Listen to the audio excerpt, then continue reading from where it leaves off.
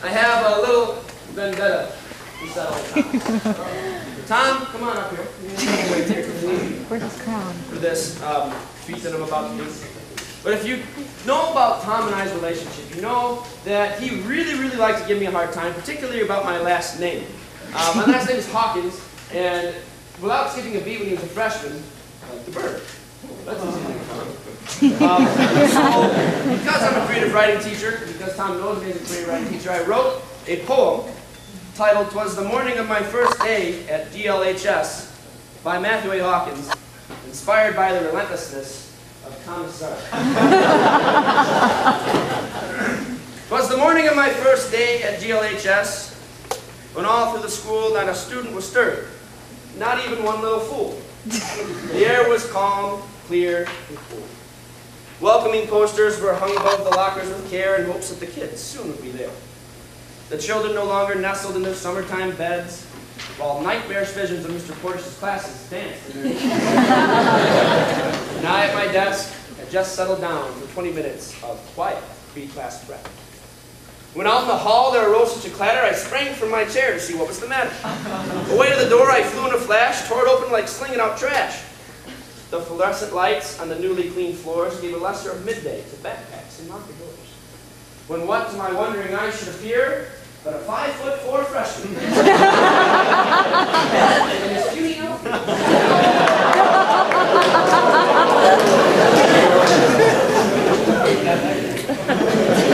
I knew from the grin that this little guy made that he could possibly be a really big pain. He moved up the hall with a tiny rapid stride.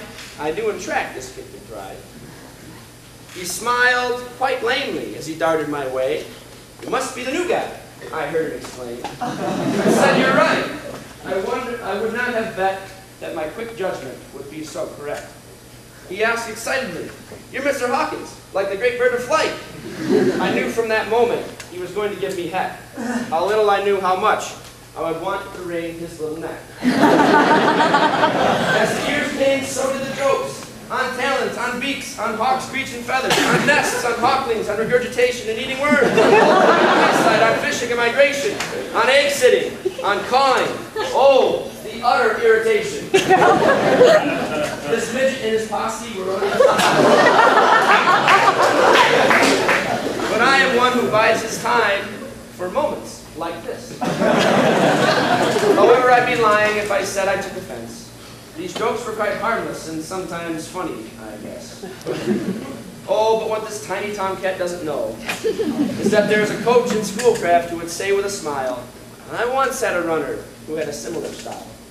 He'd make fun of me whenever he could, for it's known that karma has a way of making itself understood. Yes, I was that runner who put his coach through heck. He wasn't lying when he said, "Hawkins, you'll earn what you get." This is the end, and I guess I know why I was the subject of torment from this short guy. But take this lesson, Tom, in the clear. What goes around comes around, you little wise man. So be careful when you mock, you smock, joke, and jeer, because someday it will be you on the other side of the jest. Believe me, my diminutive habit, I know best.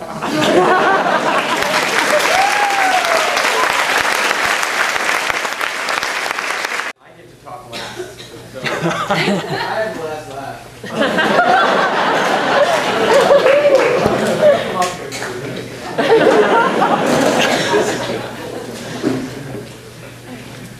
Now, I was very honored this year, thanks to Coach Hawkins' tutelage, to be chosen as our class poet for the class of 2012. And I have to say, this poem does not reflect that at all. But I think for something that was thrown together a little bit quicker than his long-term poem, it does reflect our relationship fairly well. So I will begin. On my first day into this school, I met a teacher that was pretty cool. Now, I had met him weeks before. He had no idea what lay in store. On his first day as our coach, we started to slowly make our approach. Was this man we saw before us? Surely he wasn't Coach Flynn or Coach Portis the tortoise. His name was Hawkins, and true to our word, we never stopped calling him our favorite bird. The weeks flew by on swift wings. We began to realize a few things. Chiefly among those was his unfortunate name, which created the hawk joke and made it fair game. Flap, flap, caw, caw, let Coach a worm. Poor Matthew started to squirm. We had him, he realized. He was firmly within our humorous grasp. Even his tight talons could not grasp.